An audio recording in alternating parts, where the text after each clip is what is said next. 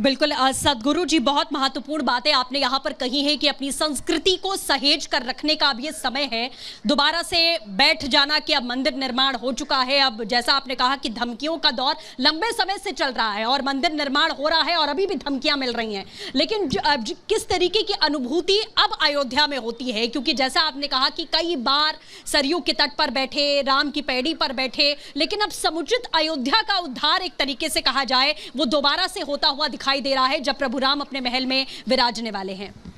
मैं यही कह सकता हूं कि पहले तो सांस्कृतिक राजधानी शायद कही जाती थी, पर मुझे ये कहने में अतिशयोक्ति नहीं कि 1 महीने तक और शायद उसके बाद भी हम तो वृंदावन के हैं, मथुरा के हैं, और हम खुश इसलिए हैं कि आपको तो 492 साल लग गए, हमारा 492 दिन भी नहीं लगेगा, क्योंकि अब भारत की चेतना जग गई है, अब भारतवासी जग गए हैं, अब सनातनी जग गए हैं। अब हमें अविलंब न्याय मिलेगा और वहाँ कृष्ण जन्मभूमि पर कृष्ण मंदिर भी बनेगा बहुत जल्द। परंतु अयोध्या में ये जरूर कह सकता हूँ कि कभी आते थे तो सचमुच उदासी लगती थी, केवल बस पढ़ते थे और कथा में सुनते थे, देखते थे यही अयोध्या है, ऐसी अयोध्या है। पर आज मैं भी बहुत समय के बाद आ रहा हूँ जी, और मैं उतरते के साथ जैसा उत्साह उमंग यहाँ देख रहा हूँ और माँ सरयू के विवाहों को देख रहा हूँ।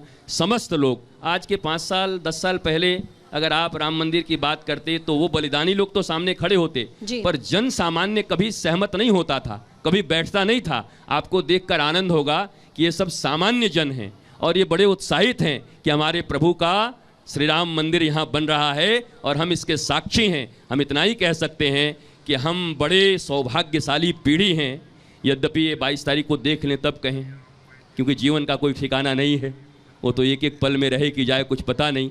परंतु अगर हमने देख लिया 22 तारीख को तो ये कह सकते हैं कि इस शताब्दी नहीं, कई शताब्दियों के सबसे श्रेष्ठ जनरेशन हम लोग हैं, जो हमने प्रभु श्री राम का मंदिर का प्राण प्रतिष्ठा अपने आंखों से देखने का हमें अवसर मिलेगा। और ये तो हमारे पूर्वजों की कृपा, बलिदानियों की कृपा, और वो सनातन संस्कृति को जागृत करने में कभी जिनको युवाओं को कहा जाता था सड़कों पर, जो लोग दुर्गा पूजा रखते, सरस्वती पूजा रखते, उनको कहे आवारा हैं, गांव के आवारा लोग हैं, इनका कोई काम नहीं है। पर मैं आज उनको धन्यवाद देना चाहता हूं। जिन लोगों को चंदाखोर कहा जाता था, उन लोगों के कारण से भारत के सनातन की संस्कृति के प्रतीक बच गए। आज आप ही के कारण से ये पूरा का पूरा भारत और सनातन संस्कृति जग उठा है।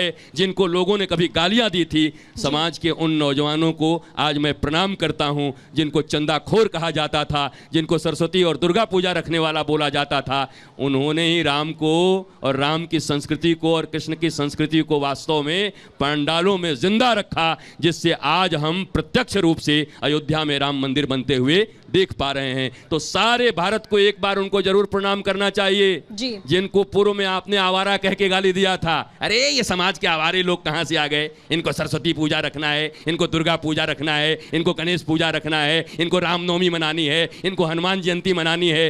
पर आज उन्हीं के जागरण से आप भव्य और दिव्य मंदिर को बनते हुए अयोध्या में देख पा रहे हैं। जोरदार ताली बजा करके उनका अभिनंदन करिए, एक बार प्रणाम करिए उनको।